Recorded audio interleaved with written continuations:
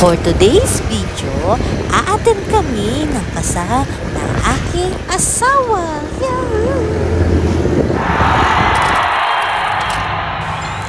At eto, andito na nga kami sa parking lot. Ang tibay namin, grabe. Umuwi kami sa bahay alas 4 galing Tarlac. Tapos pagising ng alas 8, eto, diretso na kami sa kasal. Ang ikakasal pala ngayon, aming kapirata na sina Giselle at Chikche. At eto, nag-uumpisa na nga ang wedding ceremony. Meron na po ako gustong klaruhin. Okay, kung wala na po dahil po sa mga ngiti ninyo, tutuloy na po natin ito. Kasalan ito. Palakpakan po natin ang ating couple. Ako po pala ang mag-host dito. Kabado ako dito kasi first time ko mag-host ng wedding. Yung sagot po ay opo at yung pangalawang sagot ay nangangako po. Sir Jack, naparito po ba kayo na bukal sa inyong puso, hindi napipilitan para pakasalan si Giselle? Nangangako po. Opo. At nangangako po ba kayo sa harapan ng Diyos at itong mga witness na naririto ngayon na siya yung mamahalin? Nangangako po. Okay, nangangako po. Narinig po nila lahat yan, sir. Salamat po sa pakibaba, sir. Ma'am, the same. Ma'am Giselle, naparito po ba kayo na bukal sa inyong puso, hindi napipilitan, hindi tinutukan ni Sir Jack para sa iyong pakasalan? Okay, at nangangako rin po ba kayo na sa harapan ng Diyos at itong mga saksi na siya yung mamahalin? Nangangako po. Okay, narinig po nilang lahat. Palakpakan po natin sila. Thank you po, ma'am, and Sir Jack. Ma'am, remain standing. Ihawak po yung bulaklak. Hawakan niyo po ng dalawang kamay at magharap po kayo. Sir Jack.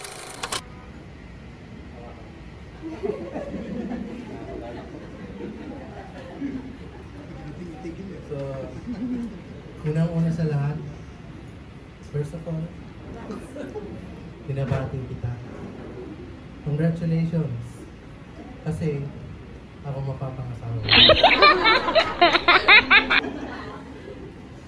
Sa wakas, lahat ng pagpaparinig mo sa Facebook, wala nang sana all. So, after 5 years, now we're getting married. Hindi ko alam kung anong magiging buhay natin sa hinaharap bilang mag-asawa. Pero sigurado ako na hindi ito magiging madali. Ganyan naman talaga, di ba? Walang perfect sa mundo. Pero asahan mo na through ups and downs, nasa tabi mo ng lagi. Kaya ayaw ko magsalita ngayon. Parang hindi totoo. Sabi niya kasi, sulat daw ako, kaya no choice. So, lagi mo akong tinatanong kung gaano kita kamahal. Ito yung tanong na lagi mong iniiwasan. Sabi ko, ito na naman yung tanong na ang hirap sagot. Yung pag sumagot ka, ang daming follow-up question. Well, ngayon, ito na ang sagot sa katanungan mo. Gaano kita kamahal? Ito na. Kakasal na tayo. Ikaw na gusto kong makasama habang buhay. And then, I vow to be the person who deserves.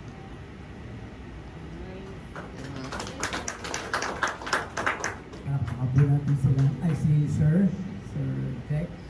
Ma'am Giselle, ano po ang inyong vow kay Sir? Copy paste po. Kasi ito na po yung magiging una at huling tingin niyo na, sir. Pagkatapos ito, bilang mga dalaga at binata. Kasi mag-asawa na po kayo sa susunod. Sir Jack, repeat after me. Ako si Pangalan Jerry Rodado. Tinatanggap kita.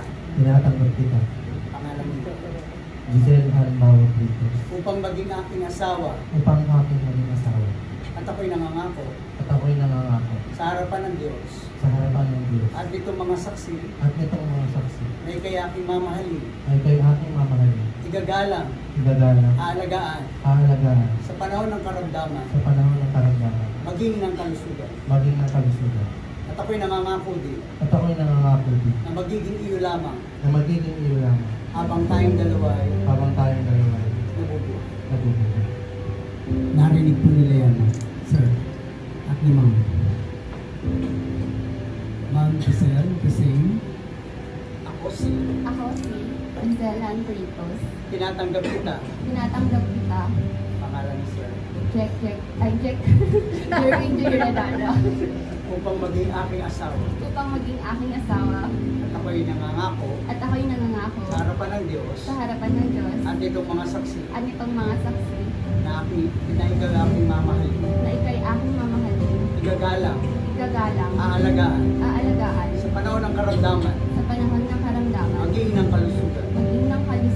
At ako'y nangangako din. Na magiging iyo lamang. Habang tayong dalawa'y nabubuhay. Palakpakan po natin sila. Binibigay ko ang sing-sing na ito sa'yo. Bilang tanda. Ng aking katapatan. At pagmamahal. Pakisuot sila.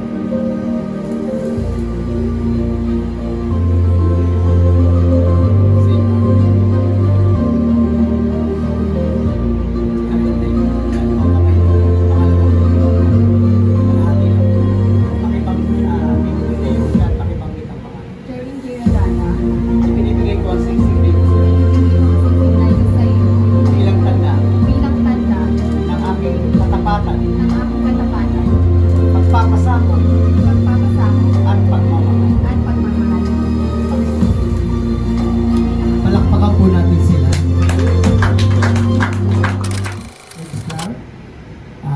Certificate of marriage as a solemnizing officer by the power and authority vested upon me according to the law of the Republic of the Philippines.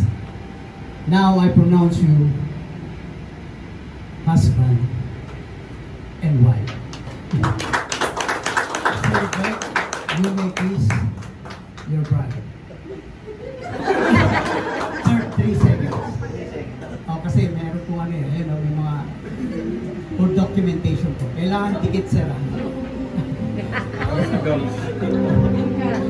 Okay, you may kiss the bride. 3, 2, 1.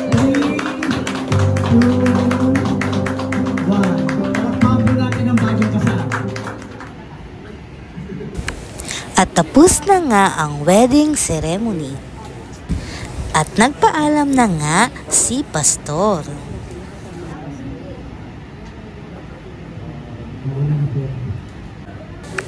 Congratulations, Jack and Giselle! At sunod ay cake slicing na.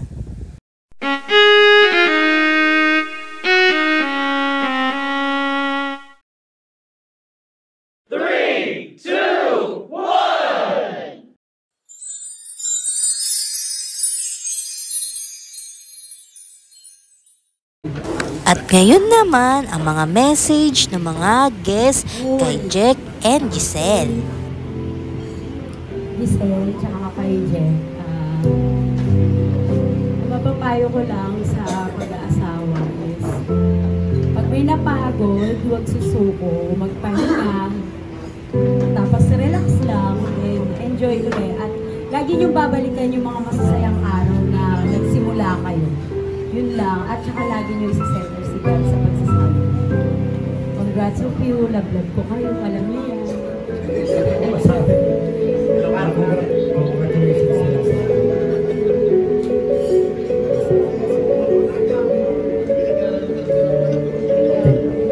Palakpakan po natin si Sir Jimmy Reyes. Sana marami pa tayong sama na food trip. Parisan. Yun lang. Kala nyo, di ako ready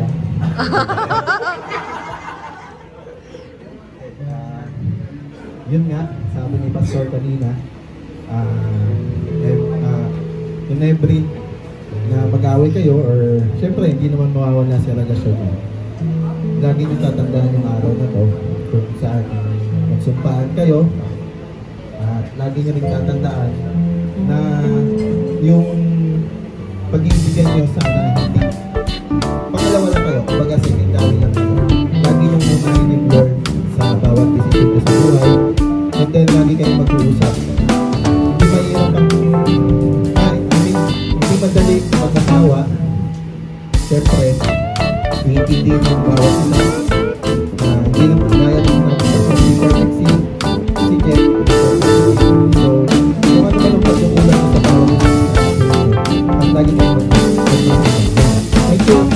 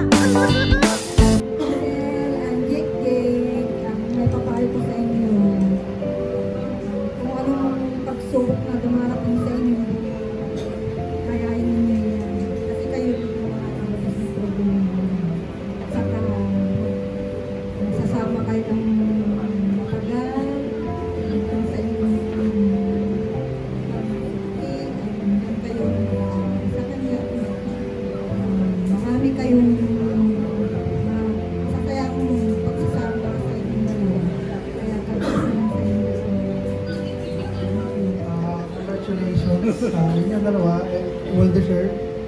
And in the future, in case na maka-encounter kayo any problems, just seek advice from God and He will not let you take those things and He will protect and guide you. And congratulations on it. And ako na yung bahala sa mga Una lahat, congrats sa inyong dalawa kasi natupad mo yung pangarap ng dalawa. Yung advice ko lang, ang pag-aaway, hindi kailangan na palaki. Mas maganda, tahimik ka lang. Hintayin mo yung ng bawat isa para hindi lumaki. Yun yung pinaka-best way na advice ko sa inyo. Congrats na.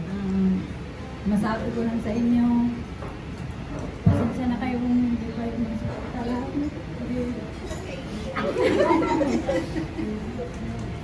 Susulit na lang ako sa alaga ng apo. Ano po, bilang single mom. Yun na, susuportahan ko kayo hambang buhay pa ako. Thank you. Kiss! Kiss mo na mga apo. Ayun. Okay. Yan. Mama. Smile. Una sa lahat, papasalamat tayo masayang araw ngayon, masayang araw na ito, tayo na sa buhay. Sabi ko lang sa inyong dalawa,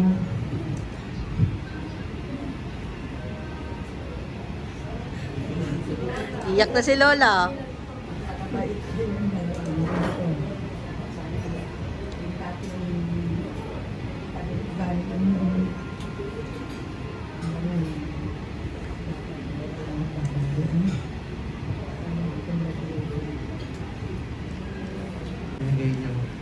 Despite na busy days, Holy Week, nandito pa rin kayo.